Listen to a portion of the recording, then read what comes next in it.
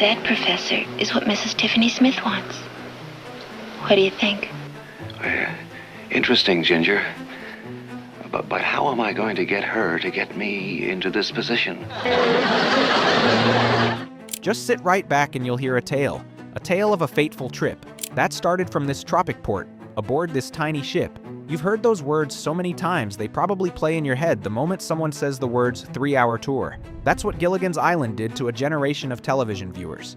It didn't just run for 3 seasons on CBS. It burrowed into the cultural memory and stayed there, living room by living room, rerun by rerun, decade after decade. 7 castaways, 1 tiny island, 1 hapless first mate who somehow, every single week, managed to turn a near rescue into another dead end. It sounds simple. It sounds too simple. And yet Gilligan's Island, which premiered on CBS on September 26, 1964, and wrapped its final episode on April 17, 1967, became one of the most beloved, most syndicated, most endlessly rerun television shows in American history. But behind that cheerful theme song and those familiar coconut palm silhouettes, just sit right back and you'll hear a tale of a fateful trip. There is a story most fans have never fully heard. A story of a casting decision that changed one man's entire career for the worse. A story of a pilot that almost never aired. A story of a cancellation that shocked the entire cast. And a story of millions of dollars that flowed to everyone except the people who actually made the show what it was. Today, before TV and cinema is heading back to that uncharted island for 15 untold secrets and hidden facts about Gilligan's Island. The things you didn't know. The things that were hidden in plain sight. And the things the cast probably wished had stayed buried on the beach. Before we get into it, hit like and subscribe to Before TV and Cinema for more deep dives into the television you grew up with, and share this one with someone who still hums that theme song every time they see a small boat. Let's get into it, starting with number 1. Number 1, Jerry Van Dyke turned down Gilligan and immediately regretted it. Now here's where the story of Gilligan's Island almost became a completely different show, because the man who almost played Gilligan didn't just say no. He said no, then turned around and made one of the most famously bad decisions in television history. You dance!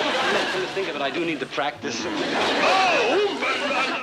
When creator Sherwood Schwartz was building his cast in 1964, his first choice for the role of Gilligan wasn't Bob Denver at all. It was Jerry Van Dyke, the younger brother of Dick Van Dyke, who was already one of the biggest names in television comedy. Schwartz wrote about it directly in his memoir, explaining that Jerry seemed just right for the part. The look, the energy, the timing. Schwartz was convinced he had his man. Jerry Van Dyke disagreed. He turned the role down flat, telling his agency in no uncertain terms that he didn't believe the show had any future. He'd watched his brother build a career around a solo starring vehicle, and he wanted the same.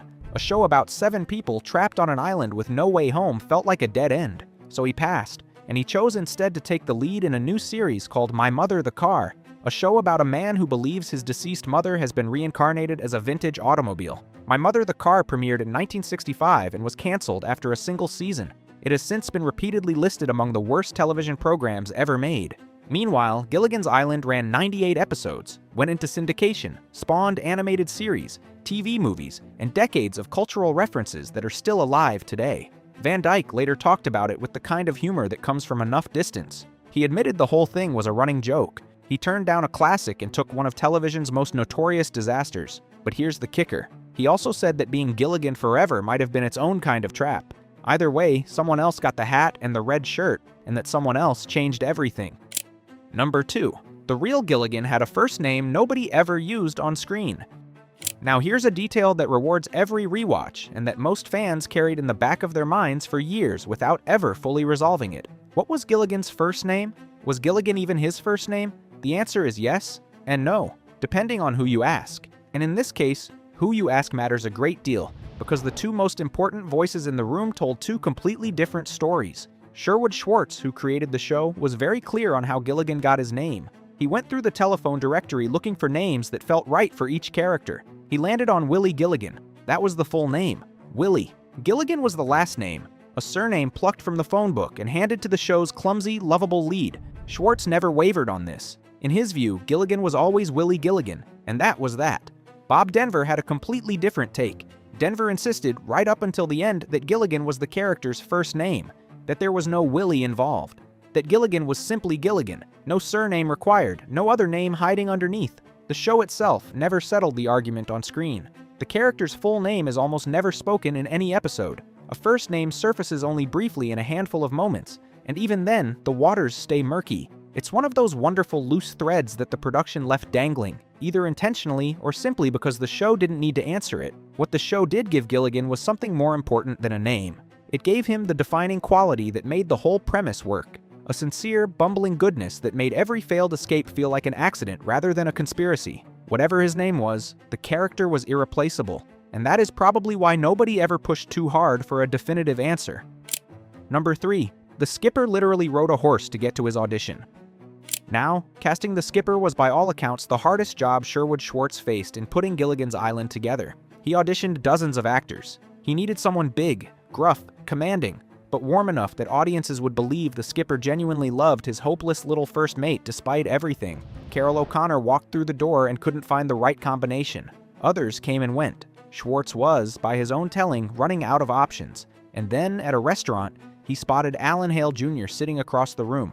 He'd never spoken to the man. He didn't know him personally. But something clicked immediately. He looked at Hale and thought, that's the skipper. That's exactly him. The problem was that Alan Hale Jr. was already working. He was on location in Utah, filming a western called Bullet for a Badman with Audie Murphy. The production wasn't offering days off. Hale had a call sheet, a crew depending on him, and no legitimate way to slip away for a screen test on the other side of the country. So he improvised. Hale quietly disappeared after filming wrapped for the day, before anyone could stop him. And then he made his way from Utah to Los Angeles by any means available. Taxi, plane, car, and at one point an actual horse to reach the airport. He got to Los Angeles, walked into the audition, read for the skipper, and got the job. Then he turned around and made it back to Utah in time to resume filming before anyone on the Western's crew had figured out where he'd gone. Alan Hale Jr. went on to play Captain Jonas Grumby, the skipper, for 98 episodes. He wore the character's signature green emerald ring in every one of them, a tribute to his father, the legendary character actor Alan Hale Sr. He rode a horse to his most important audition, and it worked. Number 4. The pilot was filming when JFK was assassinated. Now, here is a fact that puts the entire origin of Gilligan's Island into a very specific, very sobering historical frame. The day the show's pilot was supposed to complete its Hawaii location shooting, the final piece of production before the cast returned to California, was November 22, 1963, the day President John F. Kennedy was assassinated in Dallas. The Gilligan's Island pilot had been shooting on location in Kauai, Hawaii, since November 18, 1963. The beach scenes, the arrival of the SS Minnow, the early castaway footage, all of it shot on Maloa Beach on Kauai's northeastern coast. The final scheduled day of filming was November 23rd, when the crew planned to capture the SS Minnow departing from Honolulu Harbor on its ill-fated 3-hour tour. Those final shots never happened. The assassination of President Kennedy stopped everything. The nation went into mourning. Production ground to a halt. The Honolulu Harbor departure sequence, which was supposed to close the location shoot, was never completed as originally planned. The cast and crew had been staying at the Coco Palms Hotel in Kauai during the shoot, and on November 22nd, everything the show needed to finish in Hawaii was simply suspended while the rest of the country and the world absorbed the news coming out of Dallas. The pilot went on to air, recut, and reworked for CBS. The show was remade with an almost entirely new concept before the first episode reached audiences in September 1964. But if you ever wanted to understand why the cast and crew of Gilligan's Island felt bound together by something more than a shared set, the answer begins in Hawaii in November of 1963, in the middle of one of the darkest days in American history. Number 5. The original pilot had completely different characters. Now, the Gilligan's Island that went to air in September 1964 and the Gilligan's Island that Sherwood Schwartz first filmed in 1963 are, in some important ways, two entirely different shows, and the version that almost made it to screens would have given fans a very different island to visit every week. The original unaired pilot, filmed in 1963 and not broadcast to the public until TBS aired it nearly 3 decades later in 1992, featured a cast that would be almost unrecognizable to anyone who grew up on the series. Ginger was there but conceived very differently. Mary Ann wasn't there at all. The professor wasn't there. In their place were 2 secretaries named Bunny and Ginger, and a high school teacher who stood in for the role that eventually became the professor's. The tone was different. The energy was different. The theme song was different. A calypso melody that bore little resemblance to the bouncy, "The mate was a mighty sailing man," instantly memorable Ballad of Gilligan's Isle that became one of television's most recognized pieces of music. CBS executives liked the core concept but ordered a complete overhaul before going to series. The 2 female secretaries were replaced. The high school teacher became the professor we know. Ginger was reimagined as a glamorous Hollywood actress. Mary Ann arrived as the wholesome Kansas farm girl. A millionaire and his wife joined the boat. The theme song was rewritten. The tone lightened considerably. The result was the show that actually aired, the one that ran for 3 seasons and never really left the airwaves. The original pilot went into storage and stayed there for almost 30 years. When it finally surfaced, it served as a kind of alternate universe Gilligan's Island, a reminder of how differently the whole voyage could have gone. CBS made the right call in demanding the remake. The island we know was worth building from scratch. Number 6. Natalie Schafer only took the role for a free trip to Hawaii. Now, here is one of the most delightful behind-the-scenes stories in the entire history of Gilligan's Island, and it involves the woman who played Mrs. Lovey Howell, one of the most beloved characters in the show's run, and the single very specific reason she agreed to take the job. Natalie Schafer had been a working actress since the 1920s. We'll wear paper hats and play party games. Charades. Musical chairs. Follow the leader. Pin the tail on the donkey. You mean the polo pony, my dear? Oh, well, naturally, darling. What else? Yes. She started on Broadway, moved to Hollywood in 1941, and spent decades building a career in film and television. She was sharp, experienced, and under no illusions about how the industry worked. When Gilligan's Island came to her, she looked at the concept, 7 people stranded on a deserted island with no way home, and reached a conclusion that she never really tried to hide. She thought the show would never work. She was absolutely certain it was too silly, too lightweight, too absurd to actually find an audience. She said as much, apparently without particular embarrassment. The show was going to come and go, and that would be the end of it. But the pilot was being filmed in Hawaii, and a trip to Hawaii on the production's budget was not something Natalie Schafer was in any mood to pass up. She took the role specifically and explicitly because it meant a free vacation to the Hawaiian Islands. That was the entire calculation. Lovely Hawaii, paid for by CBS. Whatever happened to the show afterward would take care of itself. What happened afterward was that the show found an enormous audience, ran for 3 full seasons, and went into syndication for decades. Schafer, who had expected nothing, ended up reprising Lovey Howell in animated series and TV movie reunions long after the original run ended. She played the character with a knowing elegance that audiences adored. The woman who showed up for a free vacation ended up creating one of television's most iconic supporting roles. Not a bad return on a plane ticket to Kauai. Number 7. She was a real-life millionaire hiding her real age on set. Now, here's the second layer of the Natalie Schafer story, and it is the kind of detail that makes the casting of Gilligan's Island feel almost too perfect to be accidental. Natalie Schafer played Lovey Howell, the pampered wife of a millionaire, a woman for whom luxury and social standing were the basic requirements of existence. And here is the fact that stops most fans cold when they hear it for the first time. Natalie Schafer didn't have to reach very far to play a wealthy woman. She was a wealthy woman. She and her husband, actor Louis Calhern, had made shrewd purchases in the California real estate market during an economic downturn. And by the time Gilligan's Island came along, she was already a genuine millionaire several times over. When she passed away, she left several $1 million to the Lillian Booth Actors Home. She had, for most of her professional life, been as comfortable financially as the character she played on screen. The whole performance had an authenticity that only years of actual practice could provide. And then there was the contract clause. Schafer had it written into her agreement that no close-up shots of her face would be filmed. The reason was almost certainly tied to age. She was 63 years old when the pilot was shot. Nobody on the set apparently knew her actual age, and she declined to share it. In an era when Hollywood's relationship with aging actresses was already complicated, Schafer had taken matters into her own hands at the contract level, quietly negotiating away the close-ups before anyone could ask questions. As the series continued, the clause was quietly forgotten, and the close-ups came. But the intention was clear from the beginning. Lovey Howell's actress was protecting something: her privacy, her mystery, and maybe her idea of herself. Number 8. CBS almost moved the island. A network exec nearly scrapped the whole premise.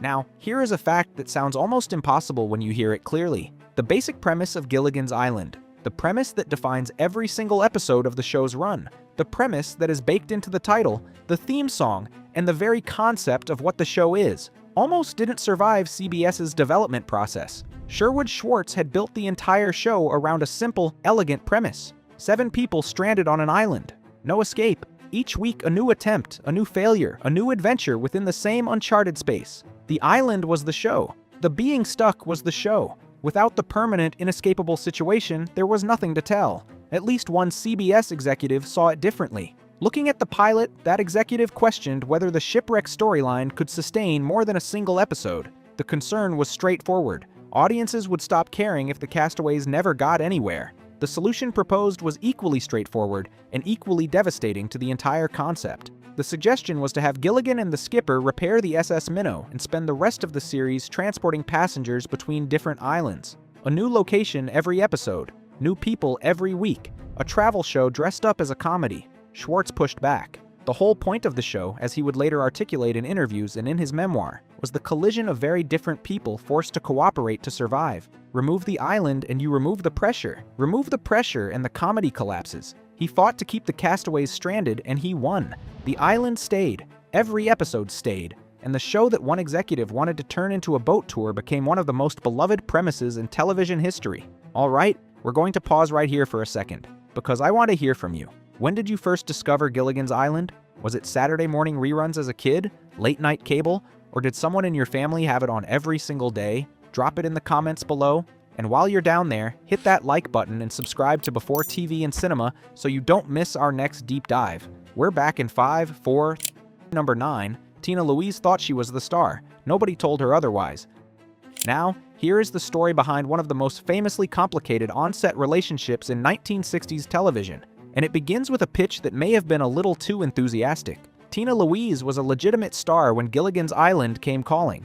She had appeared on Broadway, built a film career, and possessed the kind of golden era glamour that the role of Ginger Grant was clearly designed to showcase. Her agent brought her the project with a pitch that was, depending on how you look at it, either a creative interpretation of the material or a significant misrepresentation of it. The pitch was that Tina Louise would be playing an actress stranded on a deserted island with a group of strangers. Her character would be the center of the story. What Tina Louise discovered when she arrived on set was a 7-person ensemble in which no single character was definitively the lead. Ginger was one of 7 castaways. The show rotated focus. The skipper had his moments. The professor had his moments. Mary Ann and Lovey Howell had their moments. And Gilligan, the bumbling first mate whose name was literally in the title, was arguably the most central figure of all. Louise was not pleased. The gap between what she had been told and what the show actually was created a tension that never fully dissipated across the run of the series. Her relationship with the rest of the cast and with producer Sherwood Schwartz was strained by the mismatch between her expectations and reality.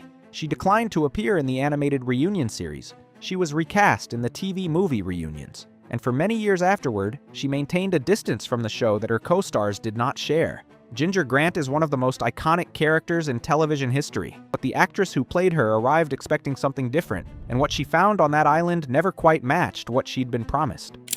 Number 10. The whole show was inspired by a single question in a university lecture. Now, here is the origin story of Gilligan's Island that almost nobody knows, and it starts not in a Hollywood pitch room, not in a network meeting, but in a university classroom at New York University, decades before a single frame of the show was ever shot. Sherwood Schwartz was a student when his professor in a public speaking class posed a question to the room. The question was simple and open-ended. If you were stranded on a deserted island, what one item would you most want to have with you? Most students answered and moved on. The question came and went the way classroom exercises usually do, forgotten before the next assignment arrived. Schwartz couldn't let it go. The question stayed with him. He turned it over for years while he built his career writing comedy, first for radio, then for television. The idea of people marooned together, cut off from society, forced to work out their differences with limited resources and no outside help, kept circling back. He saw in it something larger than a desert island hypothetical. He saw in it a version of the most fundamental human problem. How do people with nothing in common learn to cooperate to survive? That was the engine Schwartz believed he was building when he created Gilligan's Island. In a 1997 interview, he described the show's underlying concept as still being the most important idea in the world. The idea of people from completely different backgrounds being forced to figure out how to get along. The castaways were 7 archetypes chosen deliberately to represent different corners of American society. Schwartz wanted children watching the show to understand that what separated the Howells from Mary Ann was less important than what the island demanded from all of them equally. What started as a professor's classroom prompt became decades later one of the most enduring comedies in the history of American television. Number 11. Carroll O'Connor auditioned to be the skipper. Now here's the sliding doors moment that connects 2 of the most beloved figures in American television comedy, and a reminder that the characters we think of as inevitable were anything but. Carroll O'Connor is one of the most celebrated actors in the history of American television. Hi, Gilligan. Hi, Professor. I found a whole bunch of berries. Oh, wonderful, Skipper. He is, to most people who know his work, inseparable from the role he played for 8 seasons, starting in 1971. Archie Bunker, the blustery, opinionated, working-class patriarch of All in the Family. It is one of the most iconic performances in the medium's history. It's hard to imagine anyone else in the role. But before All in the Family, before Archie Bunker existed as anything more than a concept, Carroll O'Connor sat down in a room with Sherwood Schwartz and read for the role of the skipper on Gilligan's Island. He was among the many actors Schwartz auditioned as he searched with increasing desperation for someone to play Captain Jonas Grumby. The role required a specific combination: authority and warmth, command and comedy, a gruffness that never tipped into meanness. O'Connor came in and read the material. He didn't get the part. Something in the audition didn't land. Schwartz kept looking. The role went to Alan Hale Jr., who rode various modes of transportation across the Southwest to claim it. And Carroll O'Connor went on to auditions and projects that led him, eventually, to Norman Lear and Archie Bunker in television history. 2 iconic television characters. 2 of the most recognizable presences in 1960s and 70s American comedy. 1 audition room. 1 casting decision that sent both men in directions that shaped everything that followed. Number 12. The cast made almost nothing and got 0 syndication royalties. Now, here is one of the most important and most underreported facts in the entire history of Gilligan's Island, and it is a story about the gap between what the show became and what the people who made it were ever paid for making it. Gilligan's Island has been in syndication almost continuously since 1967. It has aired in markets around the world. It generated reunion movies, animated series, and decades of licensing that kept the property alive and profitable long after the original cast had moved on. Producer Sherwood Schwartz's daughter later disputed the specific figure that circulated for years, but by any measure, the syndication business built around Gilligan's Island was worth substantial money to the people who owned the rights. None of that money went to the cast. Not a dollar of syndication revenue found its way to the actors. Dawn Wells, who played Mary Ann, explained it clearly and without bitterness in multiple interviews over the years. Syndication royalties, she said, simply didn't exist in the contracts signed in the early 1960s. The concept of residual payments for rerun airings beyond the initial broadcast was not yet built into standard television contracts. Nobody had designed the paperwork to capture that value, and by the time the show exploded in syndication, the contracts were already done. Wells herself was earning approximately $750 a week during production, which she acknowledged was on the lower end of the cast's pay scale. Russell Johnson, who played the professor, was open in interviews about his feelings regarding the syndication profits he never saw. The actors who created the characters that drove decades of continued revenue got their weekly salary and nothing else. Sherwood Schwartz, who retained the rights, built the show's continued commercial life. The cast built the show. The distribution of what followed was a story of its era, and not an uncommon one. Number 13. The cancellation had nothing to do with ratings. It was one woman's phone call. Now, here is the story of how Gilligan's Island ended, and it is not the story most people assume. It wasn't poor ratings. It wasn't a declining audience. It wasn't network dissatisfaction with the show's creative direction.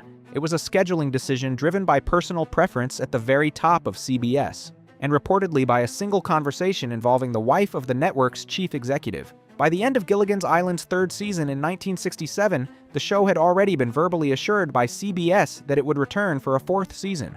You mean ships land on your island? Sometime. Got no time for talk now. Must start fire, Dan! Sherwood Schwartz believed it. The cast believed it. The production was moving forward on that understanding. The final episode of Season 3, Gilligan the Goddess, was filmed with no particular ceremony because nobody in the cast or crew believed it was the last episode they would ever make. What happened at CBS was a scheduling reshuffling that had been building around Gunsmoke, the long-running Western that had been a cornerstone of the network since 1955. Gunsmoke had been in its 15th season and was canceled. The plan, as it developed, was to move Gilligan's Island into the time slot. But then, according to Dawn Wells and multiple other sources, CBS chief William S. Paley returned from a trip to find that Gunsmoke, his favorite show and reportedly the favorite of his wife, had been taken off the schedule. The decision was reversed. Gunsmoke was restored. And to make room for it, Gilligan's Island was quietly dropped. The cast didn't receive a formal call. There was no official announcement from the network to the production. Sherwood Schwartz found out through industry channels. One scheduling conversation at the top of one network ended a show that had been fully expecting to continue.